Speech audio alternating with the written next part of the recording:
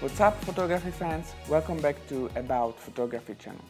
Today I'm here with a review of the brand new issue of the EYESHOT magazine, Flora and Fauna, which focuses on street photography. This issue is amazing, but before we check it out, let me just tell you I'm going to be giving away this copy of the magazine thanks to Alvarez, editor and curator of the EYESHOT magazine. All you need to do is leave a comment below what is your favorite photograph from this issue, and also comment on the EYESHOT Instagram post. I will leave the link in comments. For those of you who don't know the EYESHOT magazine, it is a publication focusing on street photography. It offers a unique combination of both amateur and professional photographers, and what I'm actually really excited about is that the EYESHOT is going to be publishing photography books, which looks just amazing. I'm definitely going to be reviewing those, and I do plan to buy them for my IKEA cabinet.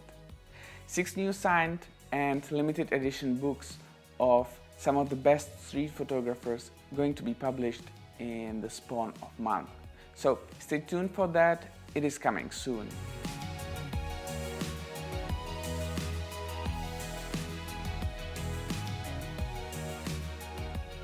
Now let's talk about Flora and Fauna.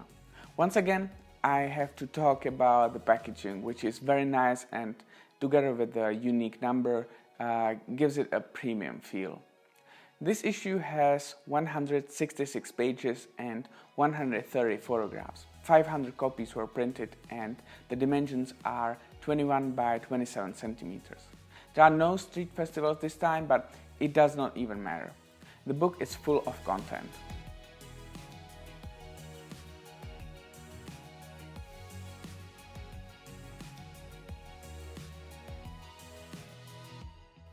When I first found about the topic, I was really not sure how this issue is going to present animals and flowers, trees, and still keep the street photography theme.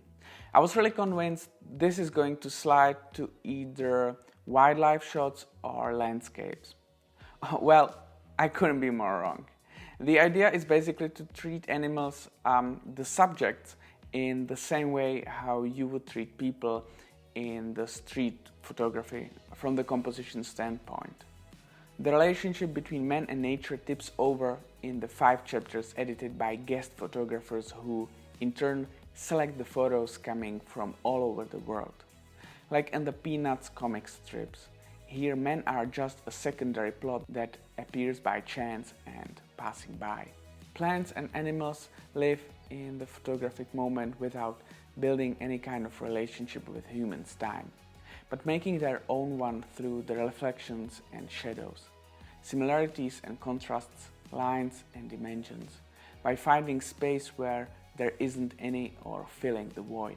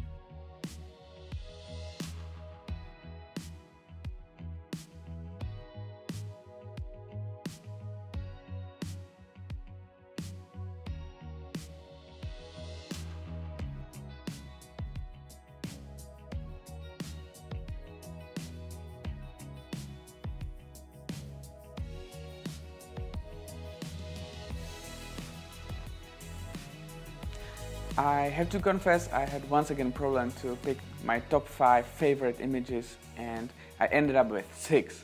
Let me know what is your favorite image or images in the comments. I'm going to show them in the order how they are presented in the book. Fos Lugo, San Martino, Spain is a photograph by Martín Molinero. I love how the flowers almost look like if they were edited later in the post. I guess without the flowers, the shot would probably also work as monochromatic shot with shades of red. It has nice figure to ground relationship when the fence with the crosses is pretty clear in the picture. But the complementary green flowers give the photograph nice feel. What I especially like is the green we often associate with nature is represented by the irregular flowers in the foreground and black creation of man in the background. I like the shot a lot. What I like about this shot by F. Longino is how it pastes together the flora and, regular city life with the help of reflections. I absolutely love this shot by Siegfried Hansen because I wasn't expecting anything like this when I was going through the book, and it screamed on me just like the famous painting by Edvard Munch.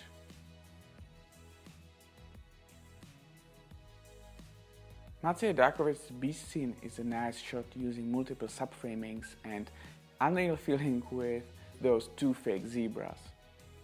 I can see this shot working also as a black and white picture, but I really like the muted colors in this one. Now, this shot by Vinit Vohra is a cool one. I have seen quite a few shots with the birds like this from India, and I like the grace, the pose of the dog in the foreground. The composition is so nice, I would almost say we are looking at a portrait, if it was somehow possible. The last one by Graciela Magnoli is probably my most favorite one from the book. I love how the shadow changes the goat into a dragon or something like that. I can see that in a motivational video or poster with something like Dream Big sign. The lesson you learn from Flora and Fauna is the ability to adapt to a world that flows so fast and selfishly that you forgot who was occupying it before us. So, if you want to get the EYESHOT magazine, what are the options? When you check the eShop, you can choose between digital, which is pretty cheap, and paper edition.